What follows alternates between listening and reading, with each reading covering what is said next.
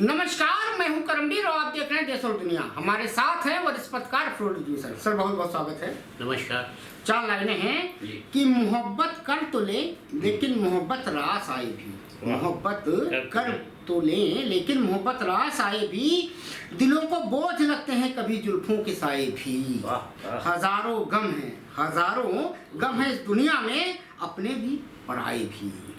मोहब्बत ही गम, तन्हा नहीं हम क्या करें, तुम ही कह दो अभी जाने अदा हम क्या करें। वाह वाह वाह वाह, अरे तुम कह दो जाने अदा हम क्या करें। हाँ, तो सर आज राहुल गांधी जी ने बिहार में, इस वक्त बिहार चुनाव, हम बिहार हो क्या है सर अभी, मतलब पूरा बिहार नहीं, हम कोई फिल्मी गाना भी था। हाँ जाने पप्पा क्या करें।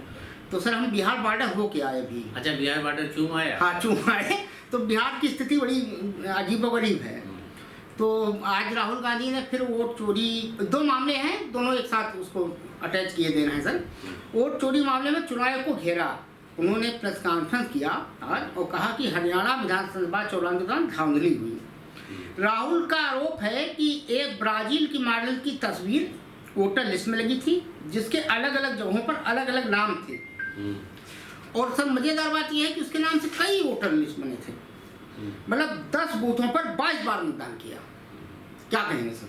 अब देखिए, ये हैरत की बात है कि राहुल गांधी जी पिछले 4-6 महीने से लगातार वोट चोरी को लेकर के अभियान छेड़े हैं। ये महाराष्ट्र और हरियाणा चुनाव के बाद, और चुनाव आयोग ने काउंटर भी किया है सर। हाँ, नहीं, चुनाव आयोग तो क्या है, वो कहा किसी भी बात को कहते हैं। हाँ, थानेदार के साहब झूठ बोल रहे हैं, हाँ, उन्होंने चोरी की है, हाँ, हम मार के इनको बंद करेंगे।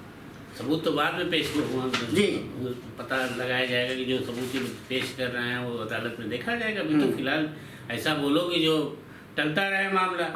तो उन्होंने जो हाइड्रोजन बम अपना फोड़ा है कि एक महिला ने 223 जगह पर अलग अलग नामों से वोट डाला है जी, चुनाव आयोग इसका जवाब दे। अब मेरी समझ में नहीं आ रहा है कि सारे सबूत लेके मंच पर खड़े होते हैं और आयोग उसको एक लाइन में निराधार बोल करके खत्म कर देता है।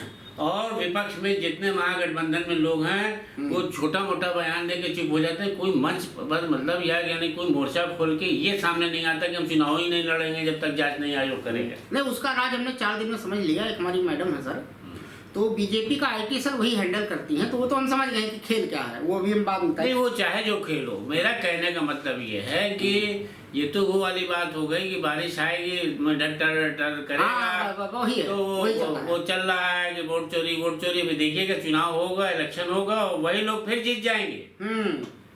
बिहार का चुनाव इस बार बहुत टफ है। बहुत टफ। सर मोकामा में आनंद सिंह के समर्थन में केंद्र में मंत्री है लल्लन सिंह। कहा जाता है कि नीतीश कुमार की जो दुर्गति या सदगति जो भी है आज की डेट में, उसमें लल्लन सिंह का बहुत बड़ा योगदान है। बिल्कुल मोदी भक्त हैं वो। उन्होंने एक बयान दिया था, उसमें कई शेड्यूल कास्ट के लोगों के लिए उल्टा सीधा कहा था, और अनंत सिंह जी कहा था, नीतीश कुमार कहा था, दोनों फर्क है, पाले जी अनंत सिंह जी।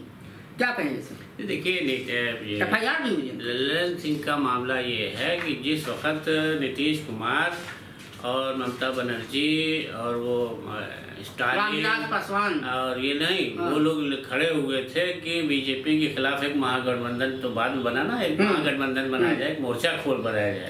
सोनिया गांधी सबसे मिलने निकले थे जी। तो रोज होता था कि दिन बीतता जाता था और नीतीश कुमार की यात्रा चलती रहती थी। तो उसमें ये बात आने लगी थी कि प्रधानमंत्री का चेहरा कौन होगा। यानी विपक्ष जो महागठबंधन को पसंद नहीं कर रहे थे कि बने, वो लोग फुलझड़ी छोड़ते थे कि पहले महागठबंधन ये तो तय कर ले कि नेता कौन होगा। तो ये लोग जवाब देते थे कि वक्त आने पर तय होगा। लेकिन एक दिन ये भी तय हो गया था कि नीतीश कुमार ही प्रधानमंत्री बनना चाहते हैं। तो लल्लन सिंह का ये बयान आया था, तभी जेडीयू में थे और ये भी अभी भी जेडीयू में है। तब वो बीजेपी में शामिल नहीं हुई थी ये जेडीयू। तो वो बोले थे कि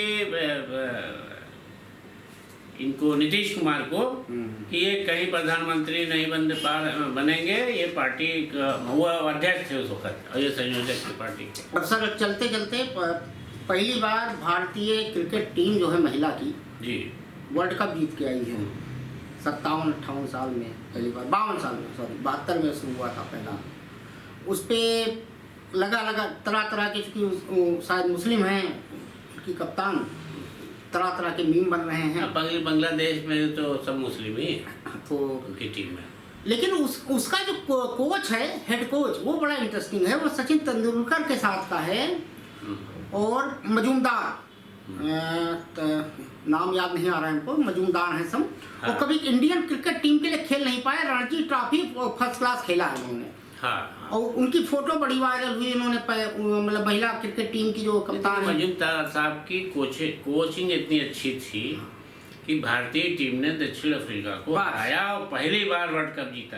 पहली बार 52 साल में पहली महिला क्रिकेट में पहली बार परचम लहराया है। तो इसलिए मजूमदार जी को, हाँ, तो तरुण मित्र परिवार की तरफ से भी। और एक चीज जान लीजिए, कभी भी जीवन में ऐसा नहीं कि अगर सफलता नहीं मिलती या कोई चीज अचीव नहीं कर पाते हैं, मजूमदार से सीख लेना चाहिए। भले वो क्रिकेट नहीं खेल पाया, सचिन तेंदुलकर नहीं बन पाया, ये जरूरी नहीं होती है कि कोचिंग कर पढ़ाने वाला जो है वो आईएएस नहीं बन पाया तो उसका पढ़ाया लड़का आईएएस नहीं बन सकता। ये कोई बात नहीं। तारीफ तो हमेशा गुरु की होती है, बस कि रास्ता उसने बताया कि अगर ऐसे पढ़ोगे तो तुम बड़ा टारगेट हासिल कर सकते हो। अब ये लक की बात है कि वो जो पढ़ा रहा है वो बेचारा वो शिक्षक ही रह गया, उसके पढ़ाए लड़के डॉक्टर, इंजीनियर और आईएएस पीसीएस बने।